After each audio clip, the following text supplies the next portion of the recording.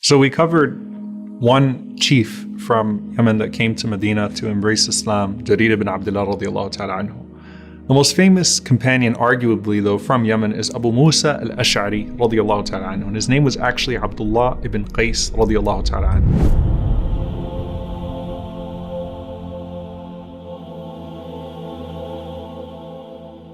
This was a man who came to the Prophet ﷺ early on, before Am al-Wufud, before the year of the delegation, to embrace Islam, and went back to his people and brought a bunch of them back to Medina with him, and accompanies the Prophet ﷺ and becomes not only a beloved companion to him, but distinguishes himself in his fiqh, meaning his scholarship and his knowledge. So becomes a person who is looked to by the companions of the Prophet ﷺ for his fiqh, becomes distinguished in his eloquence, becomes distinguished in his ability in battle. So he was a mujahid fi sabilillah, and that's something that he would carry forward. And he was also a diplomat, a general, and also becomes distinguished for his recitation of the Quran. The Prophet ﷺ praised the recitation of Abu Musa radiallahu ta'ala anhu in many different ways, said to him he has been given the Zabur of Dawood alayhi salam. So he is someone who the Prophet ﷺ loves deeply, and who excels in recitation, excels in remembrance, and excels in knowledge, and in so many different ways. The story of Abu Musa radiallahu ta'ala anhu, though, when it comes to an angel, is a story that he narrates about himself and a group of companions. And he says that we were traveling by sea, and they were clearly out in jihad fi sabilillah. So this was for the sake of battle. And as the ship was sailing, it was going fast towards its destination. He said, suddenly there was a voice that was heard by all of us. And the voice said, Ya ahl as-safina, O people of the ship, قفوا أخبركم بقضاء قضاه الله على نفسه. Stop and let me tell you of a judgment that Allah subhanahu wa ta'ala, or a decree that Allah subhanahu wa ta'ala has placed on himself.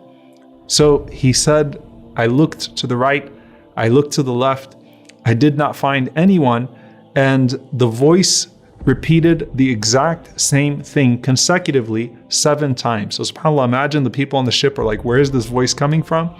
That let me tell you of a decree that Allah subhanahu wa ta'ala has decreed. So he said, finally, when I looked around and I couldn't find where the voice was coming from, I called out and I said, Man ant? Aina ant? Who are you? Where are you? And he said, the answer came, إن الله قضى على نفسه إنه من تعطش لله في يوم حار سقاه الله يوم العطش. SubhanAllah, beautiful. He said that the voice responded and said that Allah subhanahu wa ta'ala has decreed upon himself that whoever fasts for the sake of Allah subhanahu wa ta'ala on a hot day, Allah subhanahu wa ta'ala will nourish him on the day of great thirst, which is the day of judgment. So subhanAllah, if a person fasts for the sake of Allah subhanahu wa ta'ala on a difficult day, a day where it is hot, a day where people will be thirsty, Allah subhanahu wa ta'ala will make sure that that person is nourished on the day of judgment, a day of great thirst. Abu Musa radiallahu ta'ala anhu said, ever since the day that that angel shouted that, I never missed fasting on a hot day. Now, I want to contextualize this a bit because it's very interesting, because you find many narrations from the companions praising the easy fasts. Fasting in the winter, for example. It's the spoils of the believer. Why? Because it's so easy to fast in the winter, right? The days are short for fasting, the nights are long for prayer.